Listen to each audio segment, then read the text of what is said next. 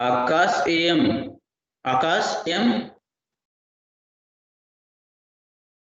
Yes, Akash AM. Can you hear me?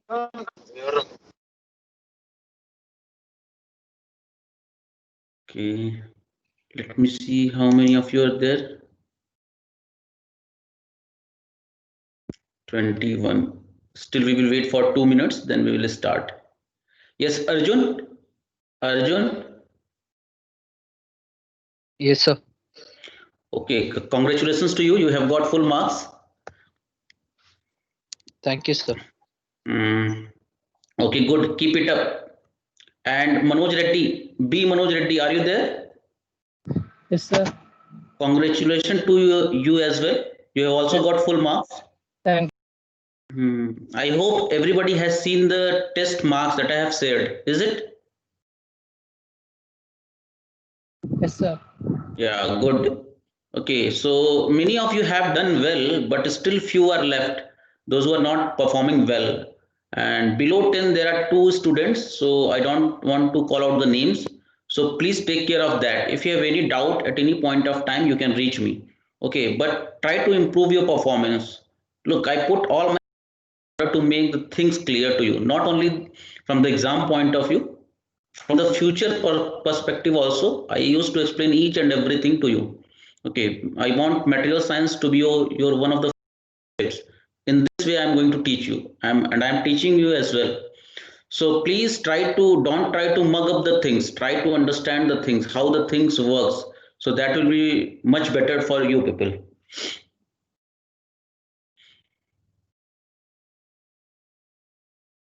Okay, so let me see the number of students. Yeah, it's 26. Okay.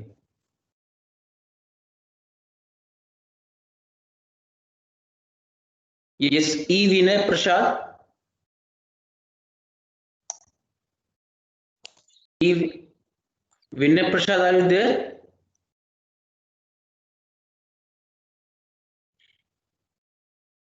Okay. Okay, so in the next class, probably I'm going to discuss the questions that I have given in the test one, and I don't think that we are supposed to give one entire hour in order to discuss the questions, because the questions are already very easy questions, and many of you have done well. The thing is only about the time that few people are talking about. So I have also checked the time. Look, even the paper that has been given to you is been first solved in order to see the time. Okay, so from the next time onwards, just please be very cautious about the time, and try to do the things on time, because this is also one of the quality of the students, that they are supposed to solve the questions within time. Okay. Okay, so let me move forward. Okay. So in the next class, probably I'm going to discuss the questions, that part C questions to you people. Okay. But today, let me proceed further. Okay. So, uh, Duleswar, can you tell me what we have learned in the last class so that we can proceed further? Sir, that carbon diagram, sir.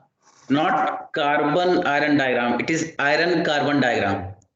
Okay, you are mixing carbon in iron. Okay. Okay, sir. Hmm. So, Rohit, Yes, sir. can you tell me something about invariant reactions? How many types of invariant reactions are there in the iron carbon diagram? Sir, two. Uh, Not two, it's three, but just name all the three.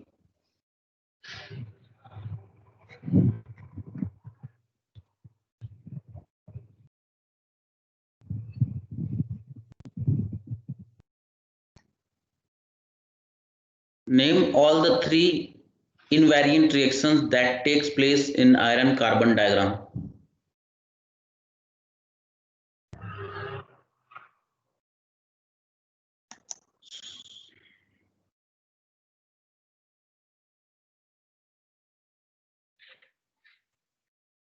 Yes.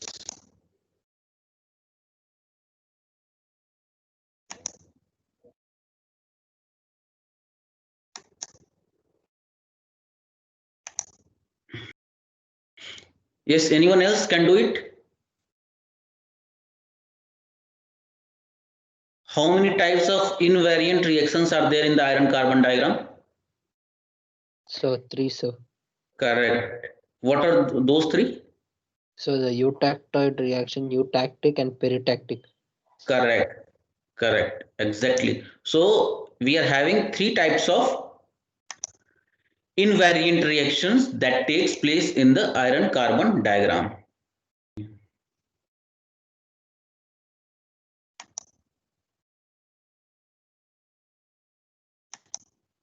Can you see the screen? Everyone can see the screen?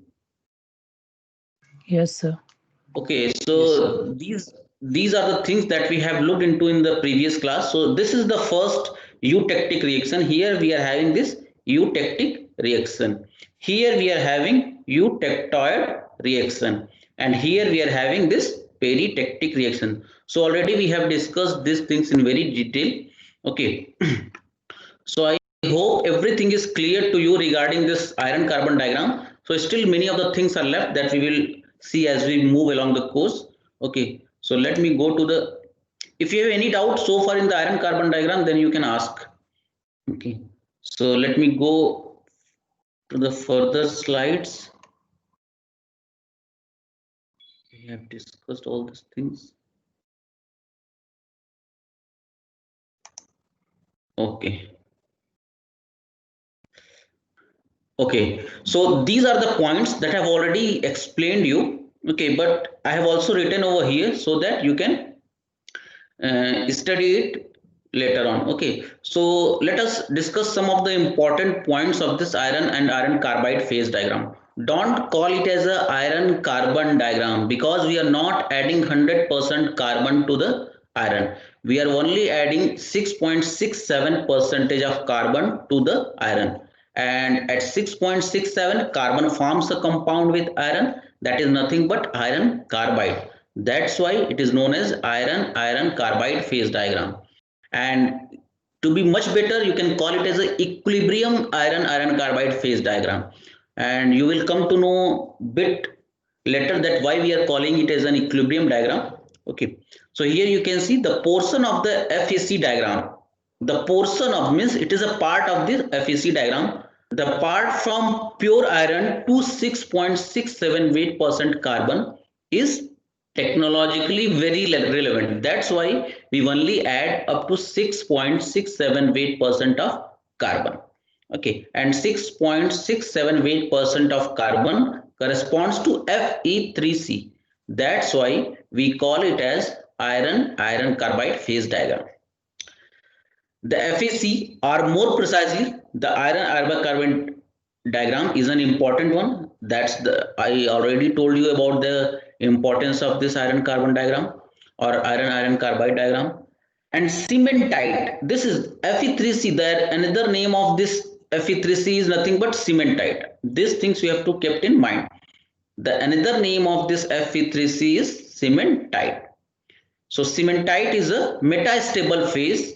Okay, so if I'm telling you that this diagram is a equilibrium phase diagram, so everything that is stable, okay, can come only in the equilibrium phase diagram. But then why cementite appears here?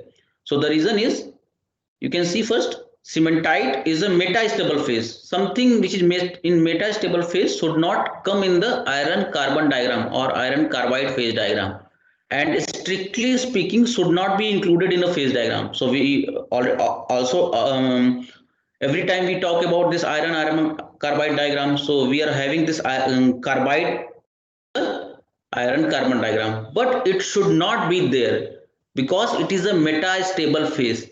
Everything that is in stable phase only can appear in the iron carbon diagram. Then question is why this comes into iron carbon diagram.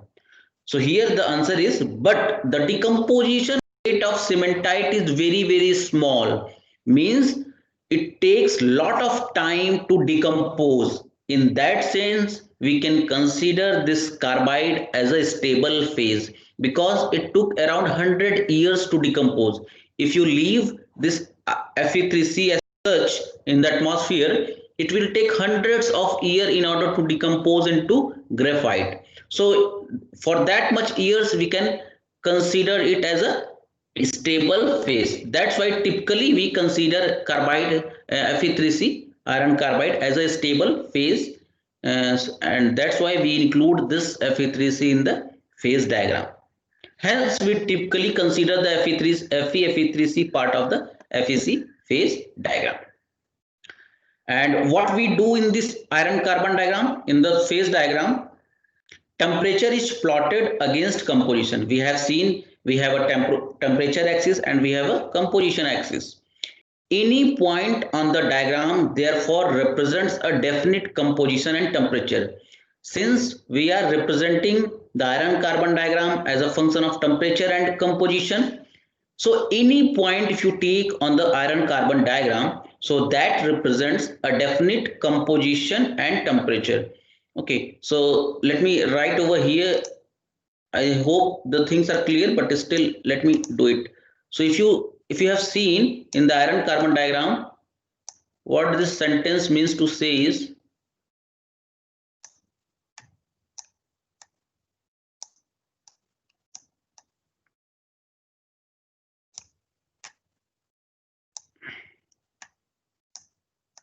so I'm not drawing the full one, but still. So here we are having this composition, percentage composition, weight percent composition, and here we are having this temperature.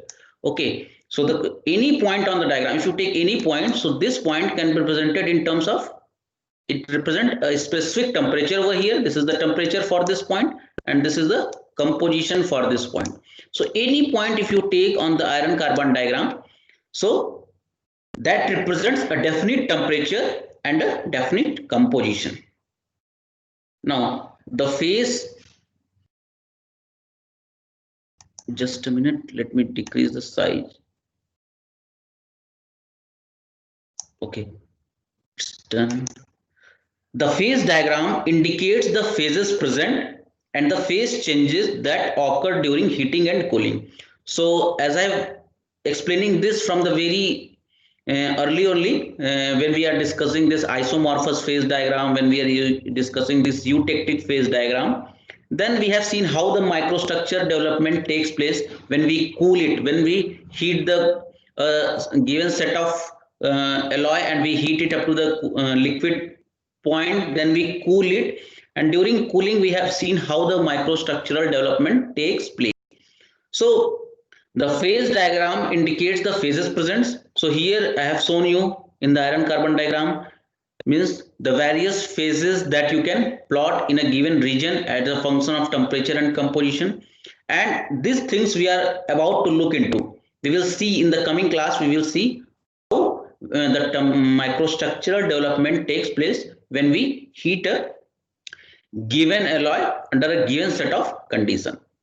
And also when we are discussing this phase diagram, we also discuss that the relative amount of phase that exist at any temperature can be estimated with the help of lever rule. So same lever rule we can apply here also, and also can calculate the amount of phases that can present.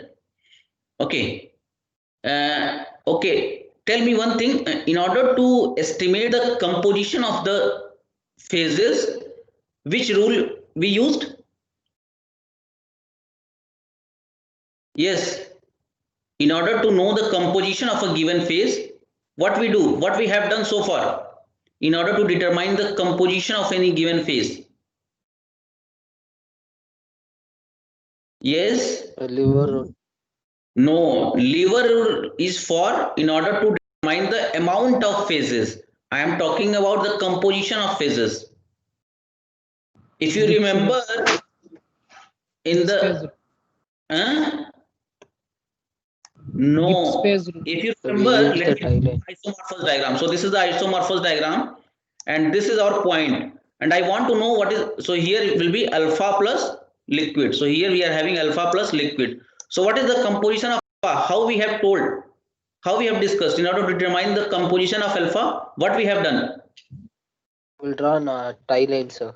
Yeah, so you are supposed to do, say the tie line. That is not a lever rule. So with the help of tie line, we can determine the composition of phase. Don't forget.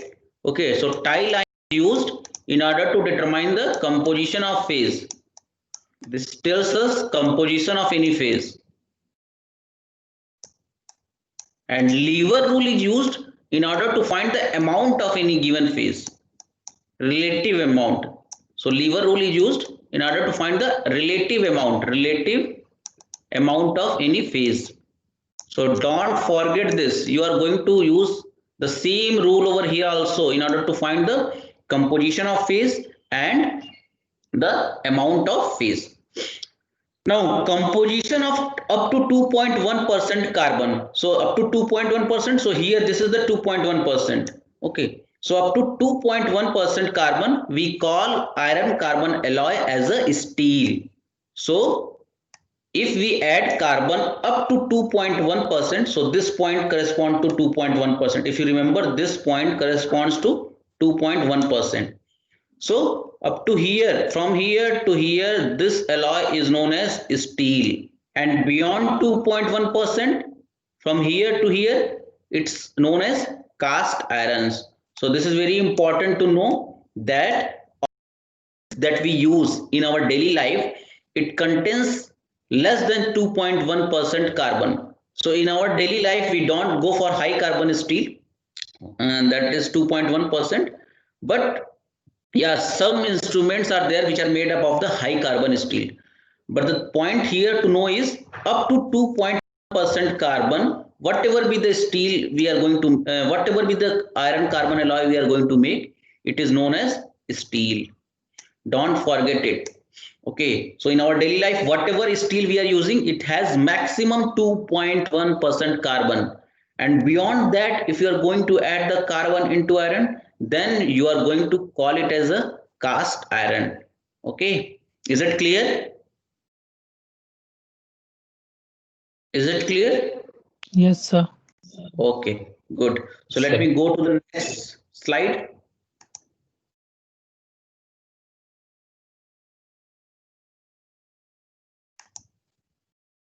Okay, so we have seen the various phases in the iron carbon diagram. Okay, so let me discuss some of the properties of this various phases. So what we are going to look into, properties of phases present in the iron carbide phase diagram. So the first phase that comes into picture is the alpha ferrite. So we have seen. Okay, so tell me, up to what temperature this alpha ferrite is stable? Yes.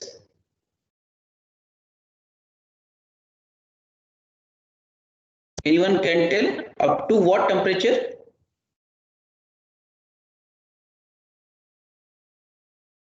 So 910 degrees. Correct, 910 degrees Celsius. So whenever you are taking the class, just keep the iron carbon diagram with you. Okay, so you can take the iron carbon diagram with you, and then you can tell. Okay, okay. So let me show you how this thing, this stability of this alpha ferrite. So here you can see this is our alpha ferrite, and it's stable from room temperature up to 910 or 12 degrees Celsius. So this up to this point you can see this region, this is the alpha boundary, alpha ferrite, and this alpha ferrite is stable up to 912 degrees Celsius. So once you are very familiar with this iron carbon diagram, you can tell a lot of things about this particular iron carbon diagram. You don't need to mug it up. Okay, everything you can see it from here, whatever I'm asking. Okay, so just try to practice this iron carbon diagram at your home. Okay, try to practice, try to make it, try to ask the questions to yourself, what is this? Okay, then the things will be clear to you. So let us discuss some of the important properties of this alpha ferrite. Okay, so it is an interstitial solid solution. Why solid solution? Because there is no liquid here. We are adding carbon in the iron in the solid state. That why solid solution. Solid solution of what? Solid solution of a small amount of carbon dissolved into alpha iron. So what is this alpha ferrite? This is a solid solution of carbon into alpha iron. Now, if I ask you what is the maximum amount of iron carbon that can dissolve in alpha ferrite? Okay, so let me discuss this question. Let me show you the PPT, then it will be much better. Okay, so here you can see, if I ask you what is the maximum amount of carbon that can dissolve in alpha ferrite, then tell me what will be the answer. Yes, what is the maximum amount of carbon that can dissolve in alpha ferrite? Anybody can tell from this diagram? Which is the point that represent?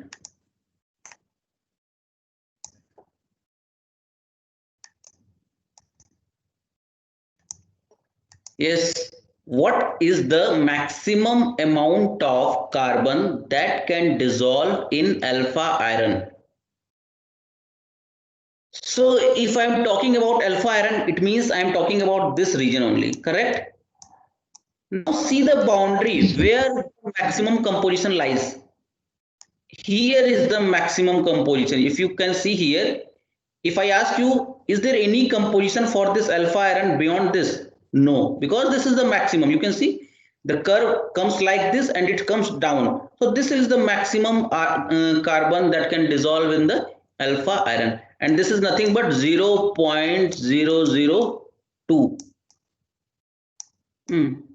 Now, if I ask you what is the temperature at which this maximum solubility takes place, so the temperature, if you can see, this is nothing but 723 degrees Celsius. So you can say that the maximum carbon that can dissolve in alpha iron is 0.002, and this takes place at 723 degrees Celsius. Is it clear?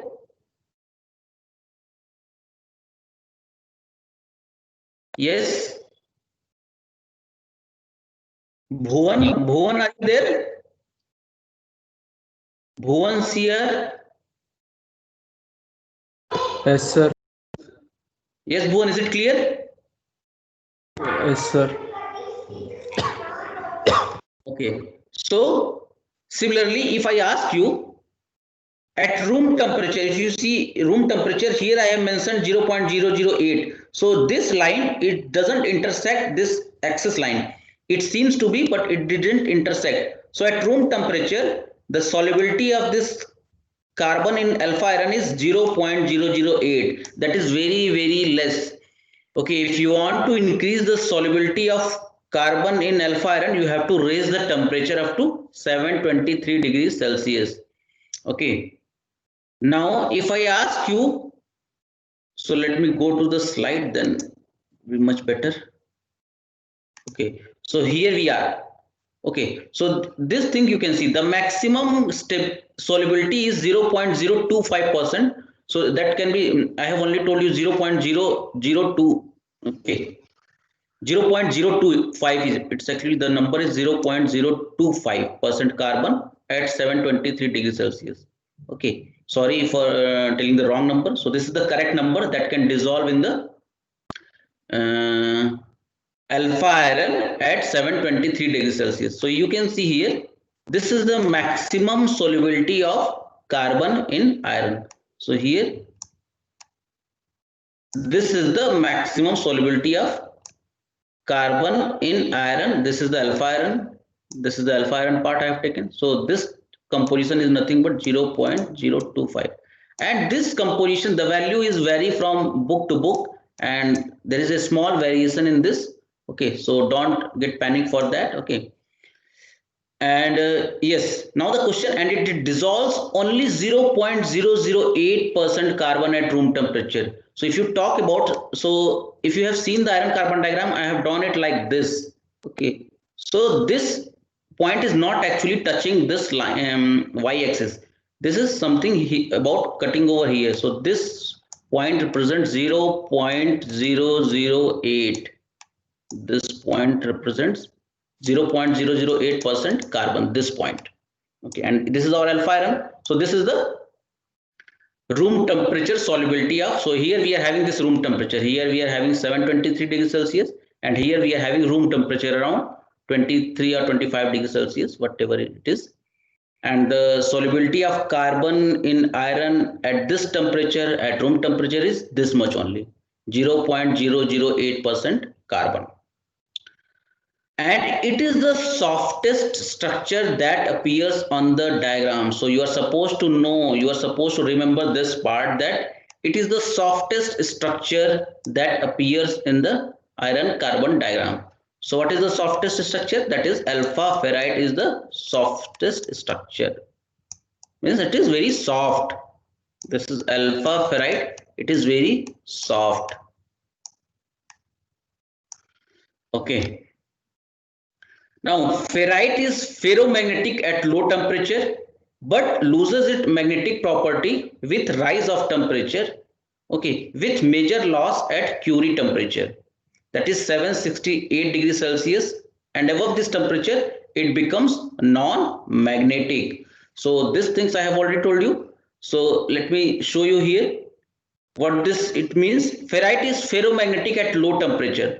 Means if you take the iron at low temperature, it will be magnetic. So you might have done the things, you have attracted many of the iron pieces with the help of this magnet. So all this job at your home during your childhood. But let me remind you, if you are going to increase the temperature of that particular iron, if I am talking about ferrite, so if you are going to increase the temperature, okay, so let me show this PPT to you. So here you can see, this is the alpha iron which have BCC structure. So up to 768 degrees Celsius, it is magnetic. But if you are going to heat the iron beyond 768 degrees Celsius, it will become non-magnetic. Okay, it will become non-magnetic. Okay, so just keep this concept in mind, that iron or alpha iron, better it is known as alpha iron, if you are going to heat it above 768 degrees Celsius, it will become non-magnetic. Okay, the same iron at above 768 degrees Celsius will become non-magnetic. Okay, I just want you to tell that, just keep these things in mind, that iron is magnetic at low temperature only. Okay. Yes, so we have discussed this point also. And you can see the 760 degrees Celsius and above this temperature, it becomes non-magnetic. The crystal structure of ferrite, alpha ferrite. The crystal structure of alpha ferrite is BCC, body centered cubic. Okay, so this is what is the body centered cubic structure. And we have discussed in very detailed about this BCC structure when we are dealing with our first module.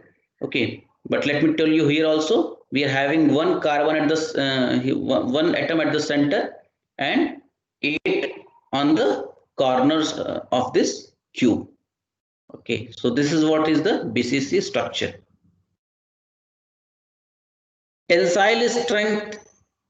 So this term, I hope you are familiar with this term, tensile strength. Okay, so when you have any material and if you are going to apply the tensile force into this, and the strength, the stress that it can take before fracture is known as the tensile strength. So the the tensile strength of this ferrite, alpha ferrite, is 245 megapascal. Yes, anybody can tell how many pascals is there in 1 megapascal?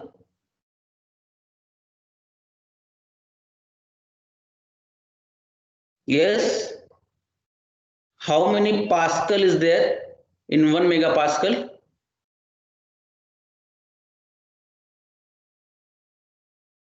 1 megapascal is equal to how much pascal? Yes, you are 10 to the studying power this 6. mechanics also. 10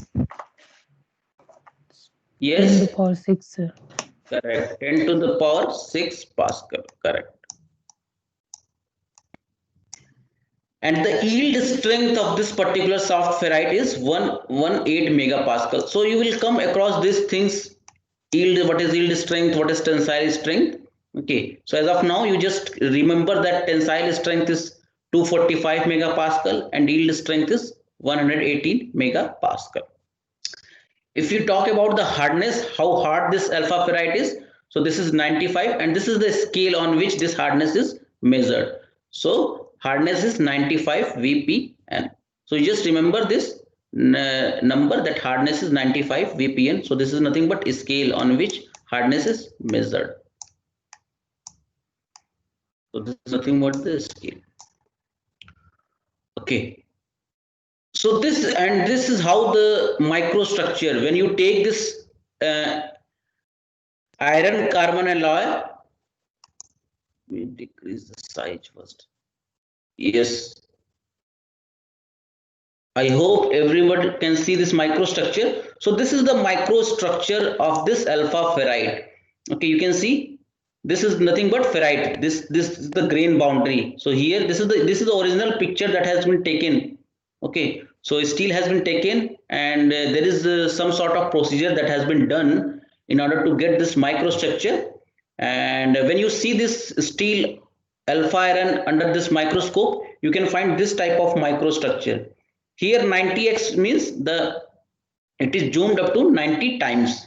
So when you zoom it, then you can see here the specific grains are there. So this is the one grain, this is another grain, this is ferrite grains. This is nothing but the ferrite grains. So all these are the ferrite grains. And the interface between two grains is known as grain boundary. So this is all the grain boundaries. The line that you can see here is the grain boundary. And that is nothing but interface or joining point of two grains. So this is the actual pictures. So I just want you to see also, okay, so that you can have some.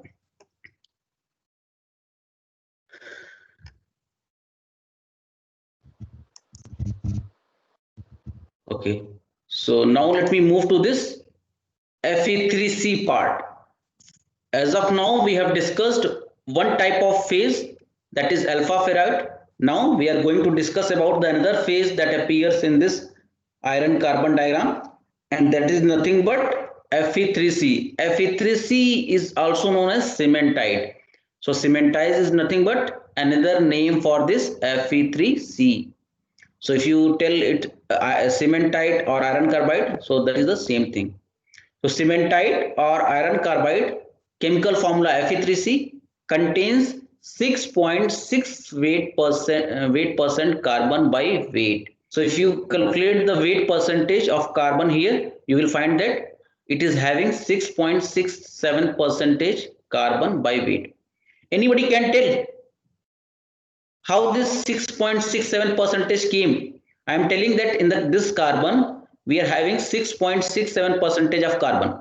Anybody can tell how it is?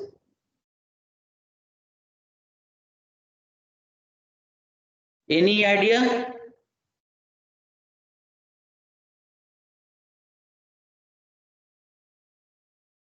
What is the atomic weight of iron? Atomic weight of iron, tell me.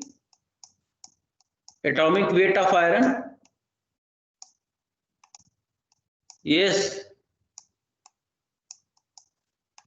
Anybody remember?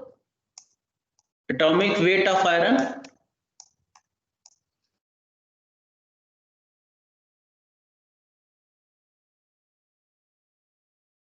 So 56. 56.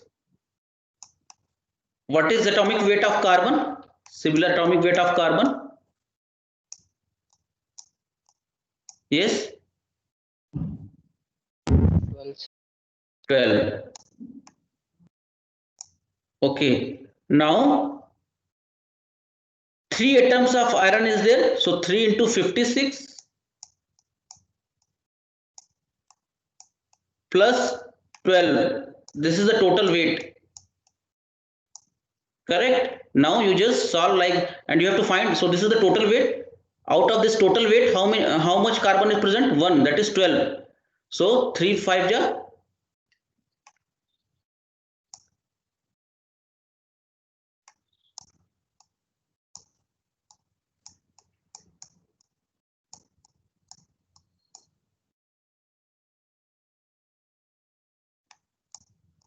This is 180. This is the total weight. Out of this total weight, how much carbon is present? 12 gram. So 12 upon 180 into 100. Can you solve this?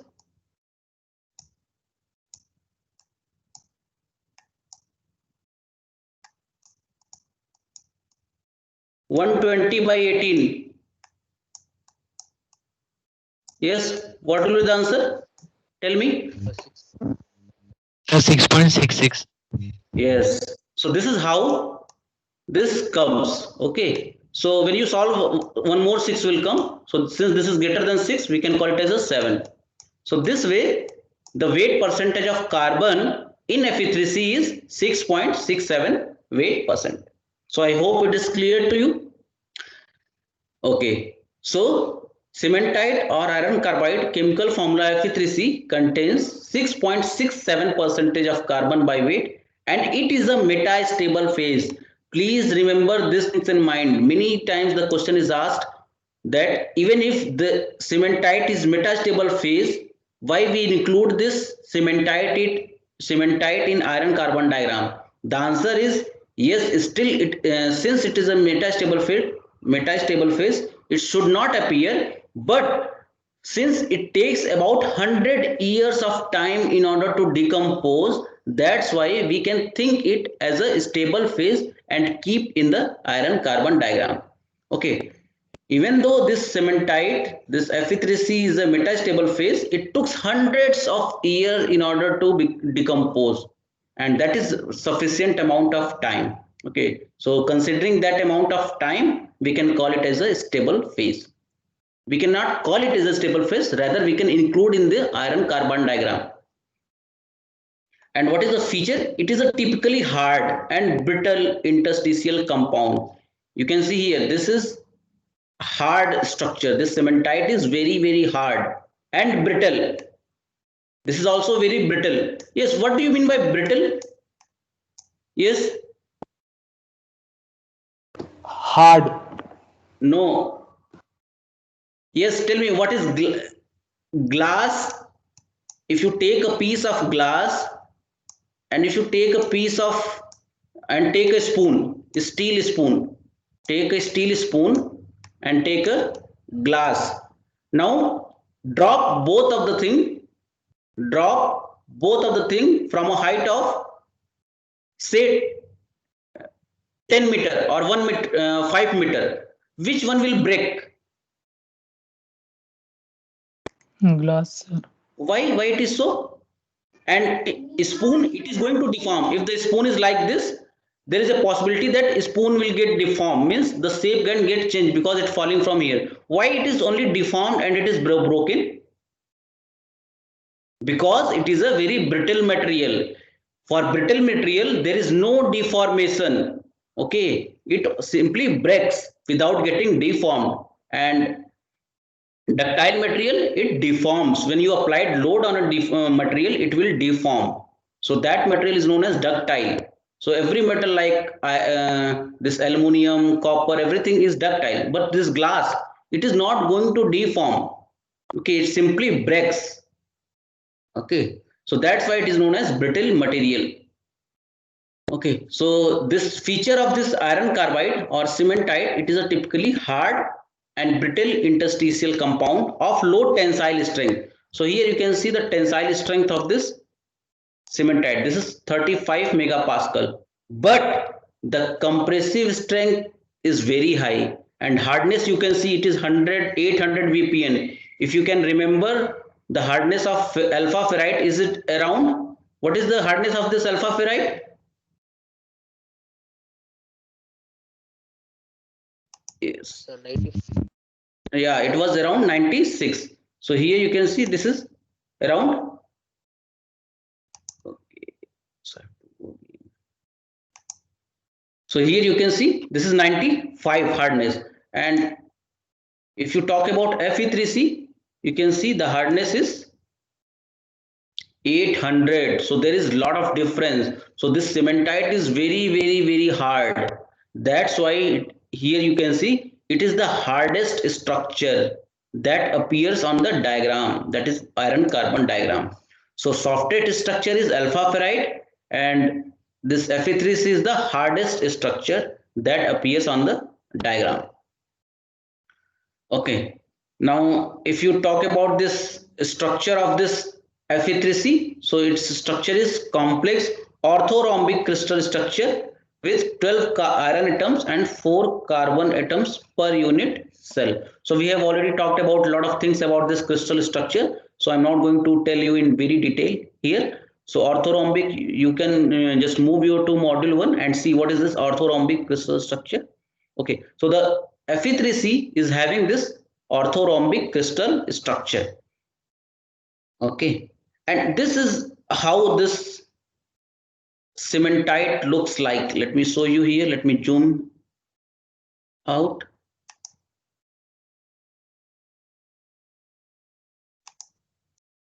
Just a minute. I just want you to show this figure. Okay, so here this white color region, you can see here, this is nothing but the cementite. This white color region, this is nothing but the cementite. Okay, I will tell you when we will discuss the microstructural development, this how this cementite forms in a given microstructure. So we will discuss these things in detail, but this is the original picture of the steel. Okay, this is the original picture. Okay, so this white region is nothing but the cementite. Okay, so as of now, two phases. One is the alpha ferrite and the other is the cementite. Okay. Now let me see. Let me move to some another. Yes, now one important phase mixture. We cannot call it as a phase, but perlite is not a phase. You are supposed to remember it is a phase mixture of alpha and Fe3C. Is it? Perlite is the phase mixture, not a phase. So perlite is a phase mixture of alpha and Fe3C. Now we will discuss some properties of this perlite. So perlite is the eutectoid mixture containing 0.8% carbon and is formed at 723 degrees Celsius on very slow cooling. Okay, now let me tell you one thing over here only. Whatever be the phases that is developed in this iron carbon diagram, that results only during very slow cooling, very slow cooling. When we are going to perform this very slow cooling, then only all the phases that we have mentioned in the iron carbon diagram is going to appear. It very slow cooling means very slow cooling. Okay, so then only these phases are going to appear in the iron carbon diagram, otherwise it will not. So we will also discuss what will happen when we are going to cool it very hard or very fast. Sorry, not very hard. When we are going to cool it very fast, then what will happen? We will see it later on. But as of now, let me tell you, in the iron carbon diagram, whatever be the phases that I have shown you, that results only on very slow cooling. We are going to perform the cooling at a very slow rate. Now, what is this perlite? Perlite is the eutectoid mixture. If you remember, so let me draw here this iron carbon diagram in short. So this is our alpha iron. Now, this I'm not going to draw the full diagram, so you can understand. This is our alpha. This is our gamma. This is our alpha plus gamma. Okay. So here you can see perlite is the eutectoid. So this is our eutectoid point. So if you remember, at eutectoid point, the composition of alloy is 0.8% carbon. So perlite is the eutectoid mixture. Why it is calling it as a mixture? Because when you cool this alloy, you take this 0.8% alloy and heat it in this up to this region, up to gamma region. Now you cool it. Once you are going to cool it, you can see below this point, this gamma is going to transform into, so if you take any point here, so this will transform into alpha, and this way we are having Fe3C. So all this gamma is going to convert into alpha plus Fe3C.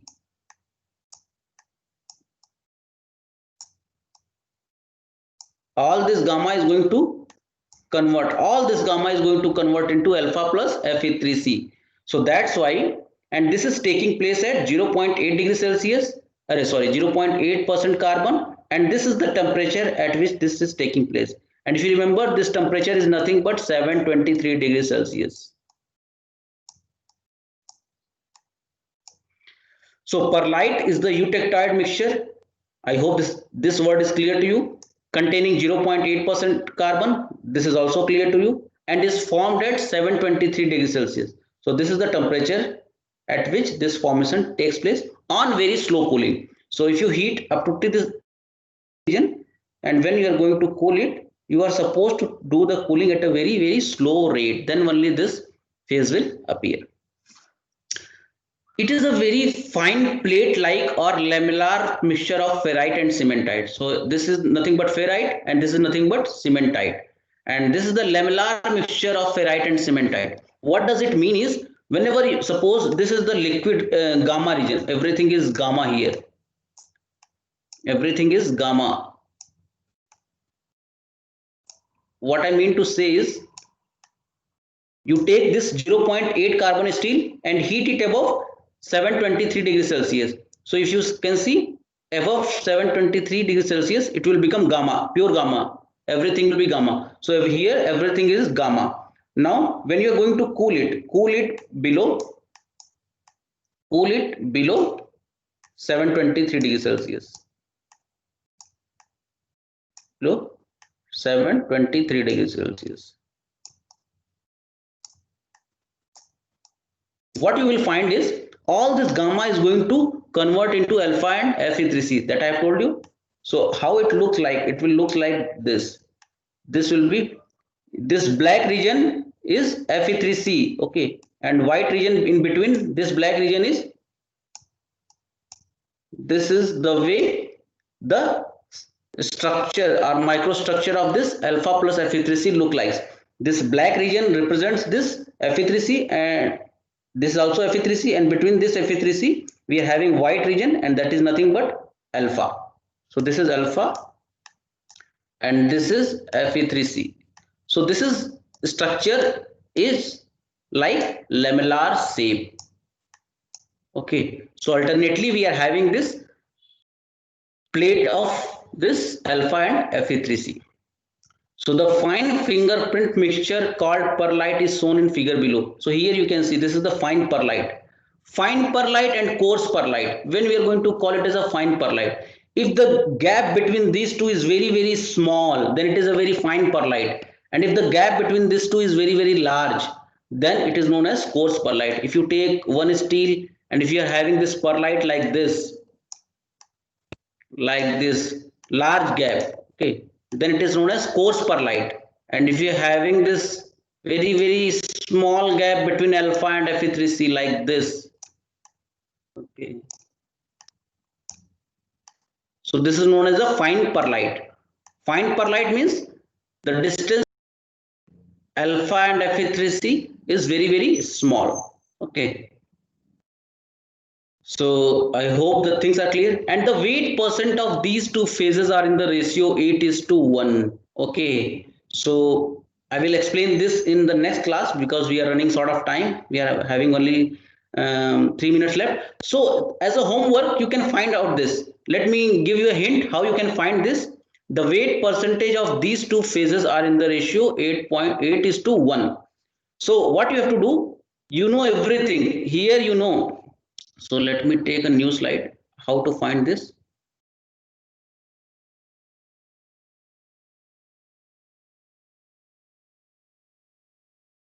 Let me explain you here only. Okay, if you remember, this is the eutectoid steel, 0.8% steel. And at this point, we are having the reaction that gamma is going to change into alpha and Fe3C. Alpha and plus Fe3C. Now using lever rule at this point, you can find out the relative amount of phases at. Okay, now this represents alpha. This, because you move like this, you will get alpha. So this is the alpha arm, and if you move like this, at this point it strikes. So this is Fe3C arm. This is Fe3C arm. Repeat it once again, sir. Look here at this point. At this point, what is the reaction? Gamma is going to change into alpha plus Fe3C, correct? Now, if I ask you, what is the composition of alpha at this point, then how will you tell? You move like this and you meet the alpha over here. So this is the composition of alpha. And if I ask you what is the composition of Fe3C, you move like this. This is the composition of Fe3C. Now, this is the alpha arm. If you remember, let me recall you. Here, this is our liquidus, this is our solidus, this is our solidus line, and this is our liquidus line. And if I will talk about this point, so this is known as liquid arm. Similarly, here this is known as alpha arm, and here this is known as Fe3C arm. And if you remember, weight percentage of any phase,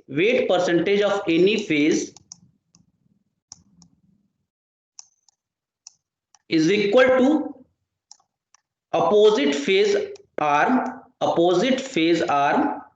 upon total arm. Is it? Yes, is it? Is Yes, it sir. correct? If you want to find out the weight percentage of any phase, then that is nothing but opposite arm divided by total arm. Now, if you want to calculate the amount of alpha over here, so that is nothing but Fe3C arm. So that is this divided by total arm. So this is the total arm here to here. This is the total arm. This is the alpha arm, and this is the Fe3C arm. Okay, now let me calculate the weight percentage of alpha here. So tell me, what is the weight percentage of alpha? Yes, anyone?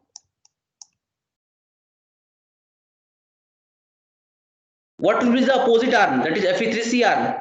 How you can find out? Fe3C arm is nothing but this distance from here to here, and this point corresponds to 0.8% carbon, and this point corresponds to 6.67% carbon. Now tell me, what is this distance? So 6.6 minus 0.8. Correct. So this distance is nothing but 6.67 minus 0.8. So 6.67 minus 0.8. This is the total Fe3C arm. Now divide by total arm. So from here to here, this is the total arm. And if you remember, this point is nothing but 0.025. 0.025. Now if I ask you what is the total arm, tell me. This distance from this point to this point is the total arm. Yes, Dhuleshwar, can you? What is the distance between these 2 points from here to here? If you know this point as 0.025, this point as 6.67, what will be the distance between these 2 points? Yes, Dhuleshwar, are you there? Yes, sir. Calculate. What is the distance between these 2 points? Sir, Yes, around 6.64. Sir. No. Just tell me the value, but just look at here. So in order to know the distance between these 2 points, so you know this point is 6.67, you know this point is 0.025. So the distance between these 2 points will be nothing but 6.67 minus what? 0.025. Correct. So that I want you to know. So that is 0.025. Okay. So if you solve this, you are going to get the weight percentage of alpha. Similarly, you can calculate the weight percentage of Fe3C. Now take the ratio of those two. You will find that the ratio will come around 8:1. I want every one of you to do it as a homework, okay, and tell me tomorrow. So tomorrow I will again discuss these things in very detail, that how we are going to find out the amount of phases and the composition of phases for this iron carbon diagram as well. But I just want, this is very simple. We are doing these things from the very first when we started this module 2. Okay, so don't forget anything. Okay, try to recall everything. Everything will go in a similar manner only. Okay, so the similar way you can find the composition of any phase, and similar way you can find out the amount of any phase. And if you have any doubt, then you can ask and clear your doubt. Okay. Okay, so I hope the time is up now. Let me download the attendance.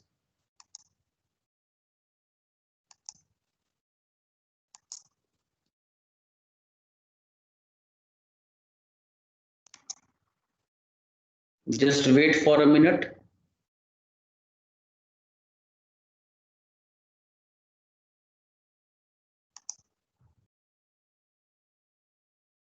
Okay. So I request all of you try to revise the things. Okay, if you have downloaded the video, then just look it again and again. Okay, because this material science is very interesting also when you are going to understand it.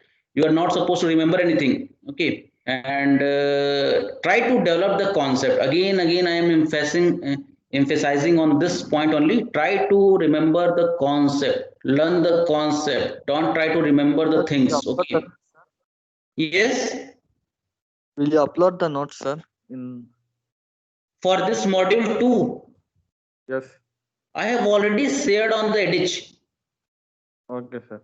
Oh, yes. Okay. And if you want to have the video also, because I have already not downloaded all of the video, but still I have some videos. And if you want to have all those videos, then I can share with you, and try to go again and again. And if you have any doubt at any point of time, then please speak up. Okay, I am here to solve your problem. So don't get hesitate in asking the questions. Okay, because when you learn the concept, you will find it very good actually. Okay, you are not remember, don't try to remember the things, try to learn the concept. Okay, so we will stop here today. So can we stop here? Yes. Yes, sir. Okay, so we will meet you day after tomorrow. Tomorrow there is class. No, day after tomorrow we will meet and try to solve this question that I have given to you. Try to find out the ratio of the phases of alpha and Fe3C. Okay, and I want all of you to do it. Okay, okay then. See you. Bye bye. Take. Okay, Rohit, any doubt?